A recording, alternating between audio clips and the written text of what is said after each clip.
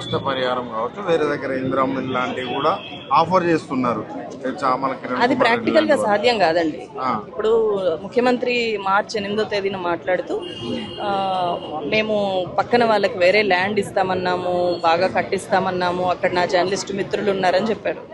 So నీకు journalist మిత్రులు ఇక్కడ ఉన్నంత మాత్రాన కె శ్రీనివాస్ గారు లాంటి పెద్దవాళ్ళు ఉన్నారు ఇక్కడ చాలా మంది. సో ఉన్నంత మాత్రాన వాళ్ళకి స్పెషల్ రిజర్వేషన్స్ ఎవరు కోరుకోవట్లే. జర్నలిస్టులకి ఏమి స్పెషల్ రిజర్వేషన్స్ అక్కర్లే గవర్నమెంట్స్ నుంచి. మేము గవర్నమెంట్స్ని క్వశ్చన్ చేసేవాళ్ళం. మాకేమి ప్రత్యేక సదుపాయాలు ఏమి అక్కర్లేదు, మా బతుకు మమ్మల్ని బతకనివ్వండి అని చెప్తున్నాము.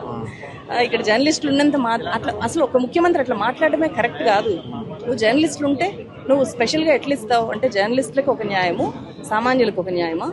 సామాన్యులు ఇల్లు అయితే మన వెలుగుమట్ల లాంటి చోట కూల్చేస్తావా?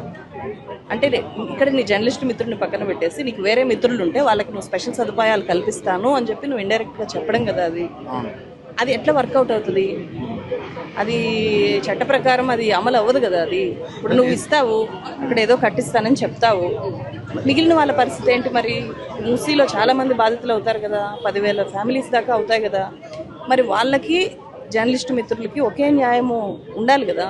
ఆ ఒకే న్యాయం దక్కకుండా పోయినప్పుడు వాళ్ళ ఆవేదన గురించి కూడా మళ్ళీ మాలాంటి జర్నలిస్టులు రాయాలి కదా. సో మాకేం రిజర్వేషన్స్ అక్కర్లేదు, మా ఇల్లు మాకు వదిలేయాలని చెప్తారు. జర్నలిస్ట్ గా మీరు ఎట్లా చూస్తారు? రేవంత్ రెడ్డి అధికారంలోకి వచ్చినాక తెలంగాణలో ఎలాంటి పరిస్థితులు ఉన్నాయి? అధికారంలోకి వచ్చినాక అంటే ఏ ఇష్యూకి ఆ ఇష్యూనే చూస్తామండి. ఈ మూసీ రిజర్వేషన్ని మేము ఇక్కడ ఉండే వాళ్ళు ఎవరు కూడా వ్యతిరేకించట్లేదు. వ్యతిరేకిస్తుండేదంతా కూల్చుడునే. అది వెలుగుమట్లలో ఎట్లయితే కూల్చేశారో అది కరెక్ట్ కాదు. లగచర్లలో జరిగినవి కరెక్ట్ కాదు. ఇథనాల్ ఫ్యాక్టరీలు ఎక్కడైనా వస్తే అక్కడ పోయి అణచివేస్తాము అంటే అక్కడ కాదు, అది కరెక్ట్ కాదు. ఈ నియంతృత్వ ధోరణి కరెక్ట్ కాదు. మీరు జనంతో మాట్లాడండి. మీరు నిజంగా మంచి చేయాలనుకుంటే జనాన్ని ఒప్పించండి.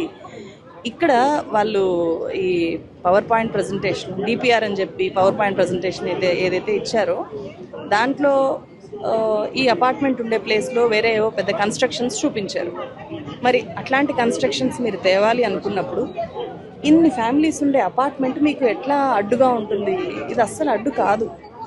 ఇప్పుడు ఒక రోడ్డు మీద ఒక పెద్ద చెట్టు ఉంటుందండి, రోడ్డు వేయాలనుకుంటుంది గవర్నమెంట్. ఏం చేస్తుంది? ఆ పెద్ద మర్రి వృక్షాన్ని అట్లా వదిలేసి దాని చుట్టూ రోడ్డు వేస్తే అది ఒక బ్యూటీనా, లేకపోతే ఆ చెట్టుని మొదలతో సహా తీసి పెట్టేసి నువ్వు అక్కడ రోడ్డు వేయాలనుకోవడము గొప్ప విషయమా? ఖచ్చితంగా ప్రకృతిని అట్లా ఉంచాలి. నువ్వు చేయాలనుకున్న డెవలప్మెంట్ చేయాలి, అంతే కదా. ఇక్కడ మాకు వాయిస్ ఉంది కాబట్టి మేము బయటకు వస్తున్నాము. మీరు ఎర్లీ మార్నింగ్ వచ్చి చూడండి, లేదా తెల్లవారుజాము 4 గంటలకి వందలాది నెమళ్ళు ఉంటాయి. ఇది నెమళ్ళ పార్క్ ఇదంతా కూడా. అవి వాటి